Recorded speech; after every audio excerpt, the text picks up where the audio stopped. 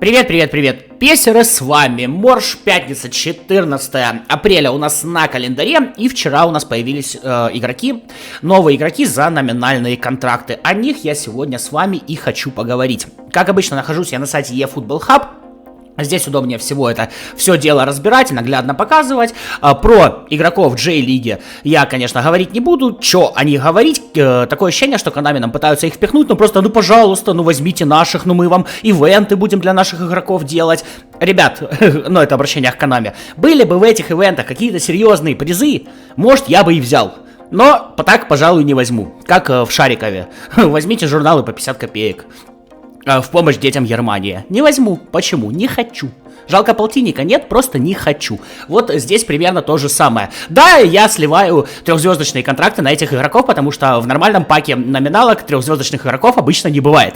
Вот, поэтому я покупаю ваших игроков, но они сразу отправляются, собственно, в утиль. Нас же интересует вот этот пак с номинальными контрактами. Ну и давайте поговорим про игроков, которых я буду брать, и каких я бы вам рекомендовал брать.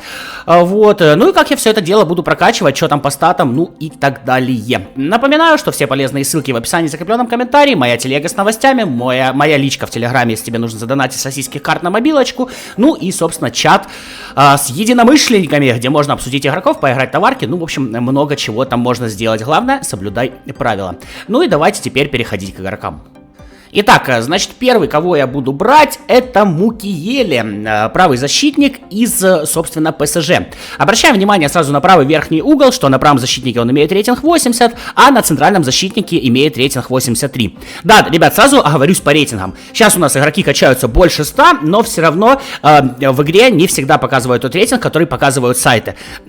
Объяснение максимально простое. Раньше меня трахали: Морж, у вас на всех официальных позициях один рейтинг, и почему ты говоришь про другой? Сейчас меня трахают, почему у нас теперь другие рейтинги на официальных позициях, хотя статы никакие не поменялись, вот. А ты все равно говоришь про другое. Ребят, Konami до сих пор это не сделали нормально. То есть, да, они внесли это динамический расчет, но они сделали его неправильно, как обычно делают Konami. Поэтому я больше гораздо доверяю сайтам, которые, и вот и один, тот же eFootball Hub, да, есть PES Data, есть PES Master, они все выдают одни и те же цифры. Только у Konami они постоянно плавают и хрен пойми работают как. Как вы думаете, вот кому можно верить? Компании с оборотом в 7 миллиардов долларов в год или ребятам, которые на коленке делают сайты для того, чтобы наша игра была удобнее? Я вам скажу, конечно же, ребятам, потому что вот эта компания, это Konami, им доверять в принципе нельзя. Ладно, это такое лирическое отступление. Буду я его брать. В чем плюсы? Во-первых, 187 сантиметров роста. Для правого защитника это вообще космос. Во-вторых, он 4-звездочный. То есть остальные игроки будут 5-звездочные, нужны будут номинальные контракты, на этом 4. Вот. И качать я его буду, естественно, под центрального защитника. Если он изначально имеет буст на позицию центрального защитника, то зачем его качать под правого? Вот. Ну, мне, по крайней мере, так кажется. Поэтому выставляем здесь позицию центрального защитника, смотрим, как раскидываются статы. И ловим просто приход, да? Он будет 89 на РБ. Но он будет 96 на центральном защитнике. А добавьте еще сыгранность. Ну, то есть хотя бы плюс 2, а может и плюс 3. Тут, к сожалению, на сайте до сих пор сыгранность добавить нельзя. Вот в приложении можно, а на сайте нельзя. Добавьте еще сыгранность и получите просто охренеть, что это такое. Вполне вменяемые статы в защиту. Есть кое-какой по снизам. Великолепнейшая скорость и ускорение, как для центрального защитника. Прыгучесть есть, игра головой есть, выносливость есть, корпус присутствует. Отличный набор навыков. Ну, может, я немножечко бы его подправлял. Вот отсюда 13 статы защиты я бы убирал. Вот, сделал бы 12. Да, вовлеченность в защиту немножечко, конечно, бы пострадала. Но, тем не менее, я получил бы 4 стата леваковых. И, допустим, можно ему поднять дриблу. Она вполне себе будет под 70. Можно ему поднять пасы. Удары, конечно, поднимать смысла нет. Скорость. Отсюда я тоже, пожалуй, бы вот единичку забрал, наверное. 84 скорости для центрального защитника. Охренеть, как хватит. И знаете, эти 6 статов я бы, наверное, вкинул бы ему в ускорение и баланс. Да, умение атаковать ему нахрен не надо, но при этом мы получили бы центрального защитника с ускорением 80 и балансом 71 при росте 187. По-моему, это очень круто на самом деле. Смотрим правый угол, 95 на позиции ЦЗ. Плюс считаем, что будет еще и сыгранность. Вот такую прокачку я бы вам рекомендовал, если вы будете качать его именно под центрального защитника.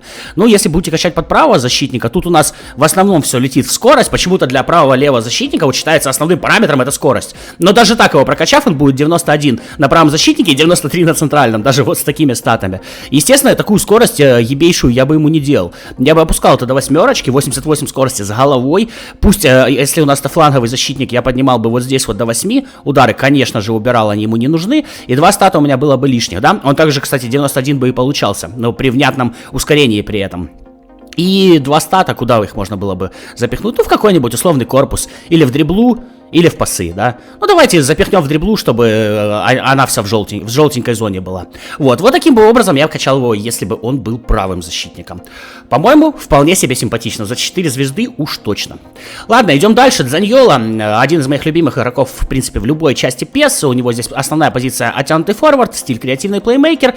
И, в принципе, он получает изначальный буст на позиции правого нападающего. Креативный плеймейкер, по-моему, на правом нападающем будет работать. Вот здесь могу ошибаться, поэтому вы можете меня поправить, если что. 190 сантиметров роста, конечно же, потрясающе. Жалко, что ушел в Галатасарай. Я думал, у него будет отличнейшее будущее в Европе. Хотя Турция, насколько я знаю, по географии, по-моему, на 2% Европа. Так что они там даже в Евросоюз пытаются вступить. Так что, в принципе, в Европе он и играет. Ну, можно так сказать.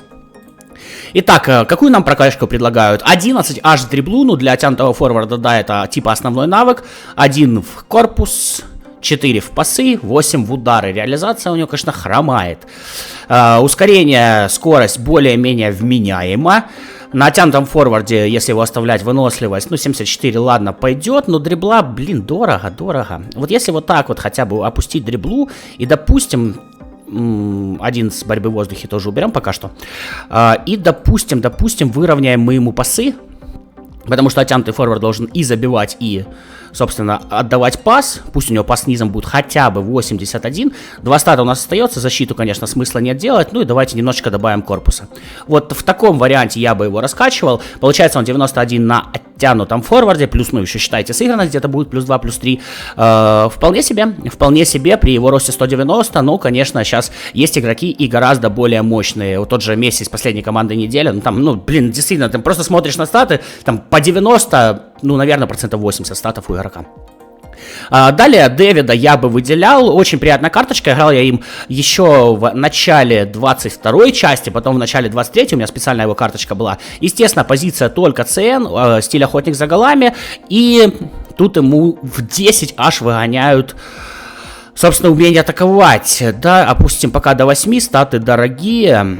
Поэтому, наверное, 6 статов мы получим. Я бы ему добавил еще паса. Ну, потому что пас низом, в принципе, 74 вполне себе вменяемо для центрального нападающего. Вот, и 2 стата у меня остается. Конечно, защиту смысла трогать нет. Можно пас навесом поднять до 70, но какой смысл? Либо немножечко улучшить дриблу. Давайте улучшим немножечко дриблу, чтобы контроль мяча и скорость была по 80. Итого получился бы он у меня на единичку меньше. Тем не менее, мне он нравится по статам. Скорость ускорения вполне в порядке, прыгучесть есть. Игра головой, конечно, хромает. В принципе, баланс тела присутствует, умение атаковать хорошее, контроль мяча, скорость, дриблинга и реализация тоже в зеленой зоне. Такой хороший бегуночек, который вполне себе может сесть у вас на лавочку. Так, Лориенте, 94-й, он на максимальной прокачке. Смотрим, где он будет лучше всего. Ну, тут. Смотрите, да, на центральном полузащитнике он 83, а на правом полузащитнике 84. И на правом защитнике 84. Но смотрим, тут статы в защиту на самом деле интересные. Да, давайте попробуем качнуть его под ПРЗ. Да, он будет без стиля, само собой. Да, кстати, на ППЗ будет со стилем, тоже посмотрим. Так, правый защитник, что нам здесь предлагают? 1 в удары сразу убираем. Естественно, тут загоняется все дико в скорость. Ну, блин, какие 94 скорости? Ну, вы издеваетесь. 8, ладно, хорошо. 91 скорость, 92 выносливость, 82 сила удара. Для правого защитника прям пойдет. Вот, 10 статов свободных. 4 в корпус. Ну, тут у него корпуса как бы вообще никакого нет. И 8 в защиту, да? Тут думать надо на самом-то деле. Скорость, ускорение есть, да? Пас низом, пас навесом присутствует. Вот можно, вот если откуда-то сейчас снять 4 с дриблы или с пасов, ну, такой вообще не дриблющий защитник нет, или с корпуса, которого у него нет. Давайте с корпуса 4 мы снимаем, и эту 4 мы впихиваем вот сюда в защиту до 12. Да, дорого, но тем не менее. Мы получаем правозащитника, уже он 94-й, у нас еще 2 стата, да? Ну и давайте все-таки 2 добавим в корпус, пусть хоть немножечко будет. Итого, мы получаем 94-го правозащитника с великолепной скоростью, классным ускорением, отличной силой удара, просто охрененной выносливостью, классными статами в защиту и очень неплохим пасом низом и пасом навесом. При этом дрибла тоже присутствует. Вот таким бы он был правым защитником, ну если бы я качал. Ладно, идем в правого полузащитника. Какое-то сегодня длинное видео получается. Здесь у нас при автоматической прокачке раскидка вот такая. И у нас он получается как правый полузащитник 95. Корпус ничего, защита ничего. 2 в удары. 2 в удары. Я бы на самом деле с этих 2 в удары, наверное, лучше бы добавил 2 в защиту. Пусть она вся будет в желтой зоне. Точно так же он получается 95 правым полузащитником. И, наверное, там ему самое место. Стиль работать будет от штрафной до штрафной. Пас низом, навесом присутствует. Скорость ускорения присутствует. Выносливость присутствует. В защите будет помогать. Стиль будет работать. Ну, как бы, все. Это явный правый полузащитник. Скорее для меня, чем центральный, либо атакующий. Дальше у нас Кьеза. 94 на максимальном рейтинге. Правый нападающий. Его основная позиция. Туда он и будет прокачиваться. Что у нас здесь по прокачке? Удары, пасы, дрибла, стремительность, сила ног и выносливость. Ну, в принципе, с прокачкой я согласен. Кьезу вполне стоит брать. Очень приятный в обращении молодой человек с прекрасной слабой ногой. Так что рекомендую. Ну и переходим к самым высокорейтинговым. Это, конечно, Маркиньос. Обязательно я буду брать его под свой состав ПСЖ. Раньше я его качал бы под опорника. Сейчас он скорее, ну вот прям больше центральный защитник. Значит, что у нас здесь? 4 в скорость, 8 в корпус и 12 в защиту. При этом ничего в ускорение, ничего в дриблу, она у него есть, и ничего в пас. Вот дриблу, ладно, хрен бы с ним, а вот пасы ускорения я ему на 4 хотел бы и там поднять. Итого нам нужно 8 свободных статов. Откуда снимать? Либо с корпуса. Либо с корпуса. Ну, если я здесь 4 сниму, как раз 8 и получится свободных статов, да? Надо думать, надо думать. Защиту я бы оставлял, она у него хороша. Давайте 4 я отсюда снимаю, получаем 8 свободных статов, добавляем 4 ускорения и добавляем 4 в пасы, они у него в принципе вполне себе годные. Получаем 95 вместо 96, но при этом с вменяемой скоростью ускорения, классными показателями в защиту, с хорошим пасом низом и пасом навесом. Как для центрального защитника. Игра головой отлично, прыгучесть отлично, выносливость присутствует, и вот такой Маркиньос у меня получился бы. Ну и последний Фабиньо, опорник, только его позиция. Мы с собой с этим спорить не будем. Блин, статы лучше, чем у центрального защитника, ни хрена себе опорник. Отличный стиль якорь, вменяемый рост, но, конечно, тут полная беда с ускорением. Значит, много загнано в защиту, достаточно много загнано в пасы. Есть и дрибла, есть и ускорение хотя бы на 4. Да, хотелось бы ускорение поднять хотя бы еще на 4, но это 8 статов. Это дорого.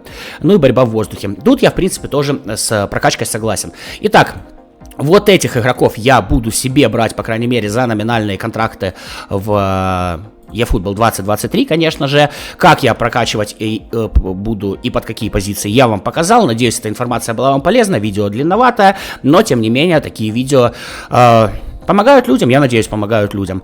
Поэтому, если тебе не сложно, лайк и комментарий, они бесплатные, полезные ссылки в описании, в закрепленном комментарии. Сегодня видео...